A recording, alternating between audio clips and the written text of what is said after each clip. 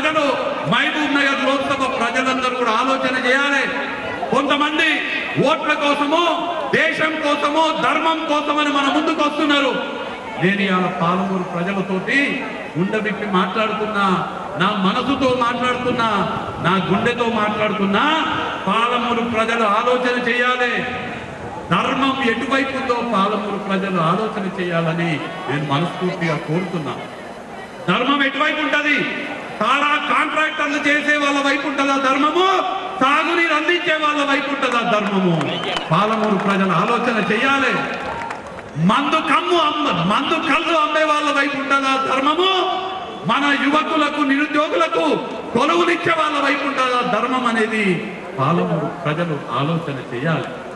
కాంట్రాక్టర్ల దగ్గర, రోడ్లు చేసుకునే కాంట్రాక్టర్లు, ప్రాజెక్టులు కట్టేటువంటి కాంట్రాక్టర్ల దగ్గర బెదిరించి పైసలు వసూలు చేసే వాళ్ళ వైపు ధర్మం ఉంటుందా?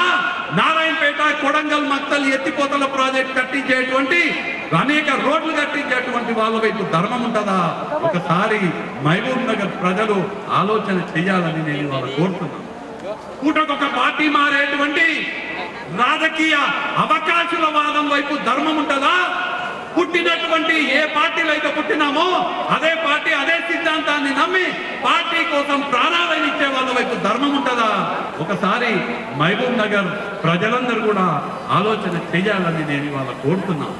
ఏ పార్టీలో అయితే ఉన్నామో ఆ పార్టీ, మన పార్టీకి సంబంధించినటువంటి అభ్యర్థులని కేవలం బడుగు బలహీన వర్గాల బిడ్డలని ఓడగొట్టనీకే, గద్వాల ఒక కుర్మ యాదవులను ఓడగొట్టనీకే, మక్కల్ల ఒక ముదిరాజు బిడ్డను ఓడగొట్టనీకే వెన్నుపోటు పడిచి చుట్టాలకు మద్దతు ఇచ్చే వాళ్ళ వైపు ధర్మం ఉంటుందా? నమ్మినటువంటి సిద్ధాంతం కోసం ప్రాణాలైనా తెగించి కొట్లాడే వాళ్ళ వైపు ధర్మం ఉంటుందా?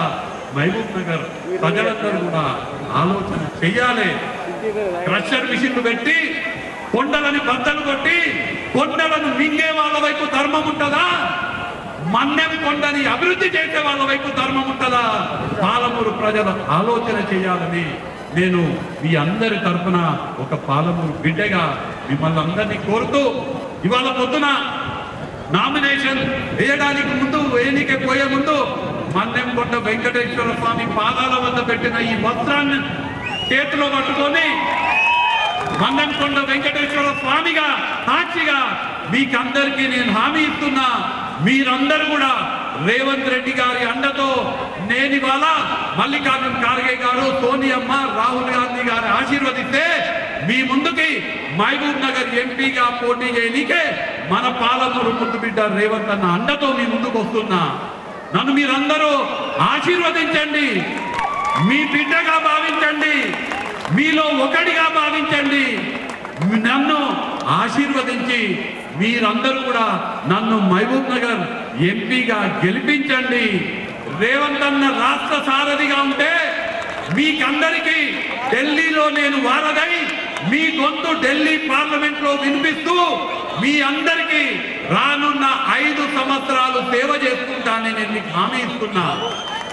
బీసీల జనాభా లెక్కలు 40 ఏళ్ల నుంచి లెక్క పెట్టకపోతే మేము వచ్చి బీసీ జనాభా లెక్కలేసి వాళ్ళు ఎంతమంది ఉన్నారో అంత నిధులు ఇస్తామని మాట ఇచ్చి రాహుల్ గాంధీ గారు ఇచ్చిన మాట మీద ఇవాళ బీసీ జనాభా లెక్కలేస్తున్నాం. మేము ఈ రకంగా ఈ జిల్లాలో ఇంతకుముందు మిత్రుడు వంశీ చంద్రెడ్డి చెప్పినట్టు మక్తల్, నారాయణపేట, కొడంగల్ ఎత్తిపోతల పథకమే కాదు, medical college, engineering college, veterinary college, nursing college, degree college, మహిళా డిగ్రీ కాలేజీలు, జూనియర్ కాలేజీలు, లా కాలేజీలు మన జిల్లాకి ఇచ్చి మన జిల్లాల పేదలు చదువుకోవడానికి అన్ని విద్యా ఉపాధి అవకాశాలు కల్పించడానికి వాళ్ళు నిర్ణయం తీసుకుంది.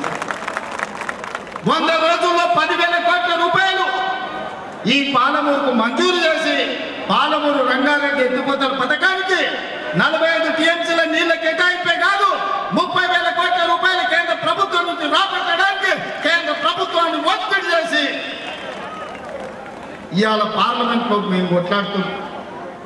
ఇన్ని పనులు ఈ పాలమూరు జిల్లా కోసం ఏం చేస్తుంటే ఇవాళ ఈ పాలమూరులో కాంగ్రెస్ను ఓడగొట్టాలి అని చెప్పి గద్వాల కడీల నుంచి దోసానికి బయలుదేరి నేను ఒక మాట అడగదలుచుకున్నా. మిత్రులారా, నేను ఒక మాట చెప్పదలుచుకున్నా. గద్వాల కడీల దొరలకైనా, గజ్వేల్లో ఫామ్ హౌస్ దొరలకైనా, మీ ఫామ్ హౌస్ల ముందర, మీ కడీల ముందర బానిసలుగా మేము బతకదలుచుకోలేదు. మీ కాళ్ళ కింద చెప్పులమో, మీ నెత్తి మీద గొడుగో, లేకపోతే మీ చేతిలో సురకత్తాయి మా అన్నదమ్ములని మేము పొడుచుకోదలుచుకోలేదు. మీరు అనుకుంటుండొచ్చు గతంలో లాగానే ఈ పాలమూరు బిడ్డలు మీ కాళ్ళ కింద చెప్పులేనో, మీ నెత్తి మీద గొడుగలేనో, మీ చేతిలో సురకత్తులుగానో మారి మమ్మల్ని మేము పొడుచుకొని చేస్తే మా శవాల మీద మీరు గద్దెనెక్కాలని కలలు అంటుండేమో. మీ జాతకం, మీ రంగు, మీ నీతి, మీ జాతి మేము గుర్తించడం, మిమ్మల్ని పండబెట్టి తొక్కి పార్లమెంట్ కాంగ్రెస్ పార్టీ అభ్యర్థిని పంపించే బాధ్యత మా కాంగ్రెస్ పార్టీ కార్యకర్తలు తీసుకుంటారు. నేను అడుగుతున్న మిత్రులారా, 70 ఏళ్ళ మన జిల్లాకు ఒక్క అవకాశం వచ్చింది. ఈ 70 ఏళ్ళలో మనకు 1-6 మంత్రి పదవి ఇవ్వడానికే ఎన్నోసార్లు మీన మేషాలు లెక్కబెట్టారు. ఇదే కాదు, రేపు పార్లమెంట్ ఎన్నికల తర్వాత ముదిరాజు బిడ్డను మంత్రిని చేస్తామని మాటిచ్చి 15 ఆగస్టు లోపల మంత్రిని చేసే బాధ్యత మేము తీసుకుంటాం. ఇదే కాదు, ఇవాళ మిత్రులారా 30 ఏళ్ల నుంచి నానుతున్న సమస్య మాదిగల వర్గీకరణ.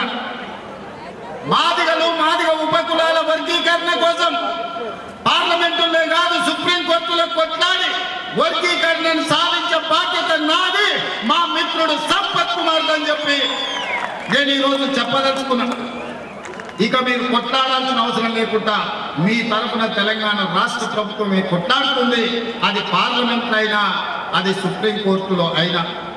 మరి ఇన్ని పనులు నేను చెయ్యాలంటే ముదిరాజుల వర్గీకరణ డి గ్రూప్ నుంచి ఏ గ్రూపుకు మారవాలన్నా, మాదిగల ఏబిసిడి వర్గీకరణ చేయాలన్నా, పాలమూరు రంగారెడ్డి ఎత్తిపోతల పథకానికి జాతీయ ప్రాజెక్టు తేవాలన్నా, పాలమూరు పరిశ్రమలు రావాలన్నా, పాలమూరు యూనివర్సిటీలో అధ్యాపకులకు నియామకాలు జరగాలన్నా, ఈ ప్రాంతం అభివృద్ధి జరగాలి అంటే ఈ జిల్లాలో ఉన్న 2 పార్లమెంట్లు గెలిపించి నాకు ఇవ్వండి.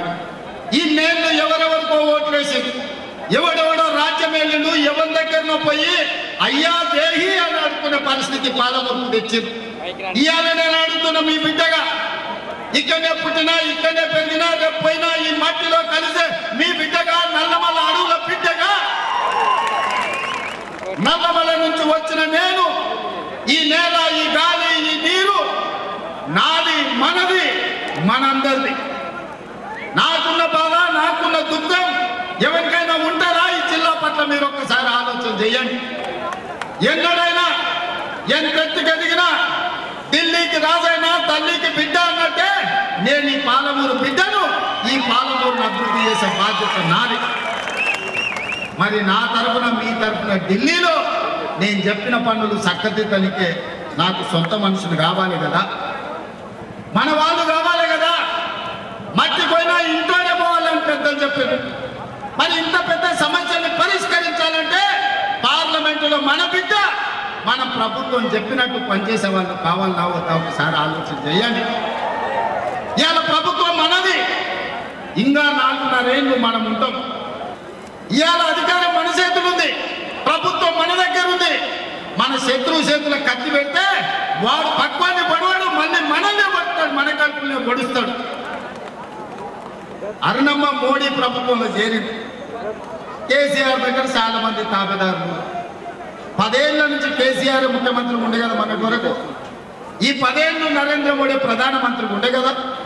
మరి మునగాళ్ళు వాళ్ళ దగ్గరికి పోయి మన పాలమూరుకు 10 పైసలైనా తెచ్చిర్రా, పాలమూరు రంగారెడ్డి ఎత్తిపోతల పథకానికి జాతీయ ప్రాజెక్టు తెచ్చిండ్రా? అది మాత్రం లేదు అన్నమ్మ, కానీ ఆమె మాత్రం జాతీయ ఉపాధ్యక్షురాలు పోస్టులు తెచ్చుకున్నారు. రేపు అన్నమ్మ గెలిస్తే గడిలో ఉన్న వాళ్ళ బంధువులకు మేలవుతుంది, పదవులు వచ్చిన ఆమె కుటుంబానికి మేలవుతుంది తప్ప పాలమూరుకి ఏం న్యాయం జరుగుతుందో మీరు ఒక్కసారి ఆలోచన చెయ్యండి.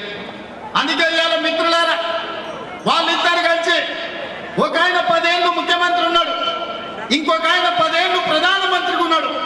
10 ఏళ్ళు వాళ్ళు ఏమి చేయలేదు, పాలమూరుని ఎడారిగా మార్చి 100 రోజులు కాలేదు మన ప్రభుత్వం వచ్చి, ప్రజాపాలన వచ్చి ఏమి చేయలేదు కాబట్టి మందిని ఓడించారని అనుకుని ఇది న్యాయమా? మీరు ఒకసారి ఆలోచన చేయండి మిత్రులారా. నరేంద్ర మోడీని చూసినాం, చంద్రశేఖరరావుని చూసినాం, ఢిల్లీలో మోడీని చూసినాం, ఢిల్లీలో కేడీని చూసినాం. మొన్న డిసెంబర్లో కేడీని పొందబెట్టిండ్రు. ఈసారి మోడీని ఓడగొట్టి పాలమూరు పౌరుషాన్ని చూపించాలని చెప్పి మా మిత్రులందరికీ నేను విజ్ఞప్తి చేస్తున్నా. ఈ జిల్లా నుంచి ముఖ్యంగా ఇవాళ మనల్ని దొంగ దెబ్బలు ఇవ్వాలని బీజేపీ వాళ్ళు బీఆర్ఎస్ వాళ్ళు ఒక్కటయ్యి మన వెనకంగా కుట్రలు చేస్తుండ్రు. అప్రమత్తంగా ఉండండి. ఇవాళ మా కాంగ్రెస్ పార్టీ కార్యకర్తలకు కూడా నా విజ్ఞప్తి ఒక్కటే, మనం ఉరకాల్సిన పని లేదు. మనం నడిస్తే కూడా మనల్ని వీకెటోడే ఈ రాష్ట్రంలో లేడని నేను చెప్పదలుచుకున్నా. ఢిల్లీ నుండి కేడీ వచ్చినా, ఢిల్లీ నుంచి మోడీ వచ్చినా, ఈ గడ్డ మనది, ఈ అడ్డ మనది, ఈ అడ్డ మీద 3 రంగుల జెండా ఎగిరేసి మనగాళ్ళు మనోళ్ళు అని చెప్పి నేను స్పష్టంగా చెప్పదలుచుకున్నా. మెట్టుగడ్డ నుంచి గడియారం చౌరస్తా వరకు కిలోమీటర్ల కొద్ది నడిచి ఇవాళ కాంగ్రెస్ ను గెలిపిస్తామని చెప్పి మీరు అండగా నిలబడ్డందుకు మీకందరికీ మనస్ఫూర్తిగా ధన్యవాదాలు తెలియజేస్తున్నా. 1,00,000 మెజార్టీ ఇవ్వడానికి సిద్ధమేనా? 1,00,000 మెజార్టీకి ఒక్క ఓటు తగ్గొద్దు. అందరు తయారా? మీ మీద బాధ్యత పెట్టిపోతున్నా. రాష్ట్రంలో 14 సీట్లు గెలిపించాలి. నాకు ఏ అవకాశం ఉన్నా మళ్ళీ వస్తా. 1,00,000 మెజారిటీ ఇటు మహబూబ్ నగర్ లో అటు నాగర్ కర్నూలులో చెరొక 1,00,000 ఇయ్యాలి.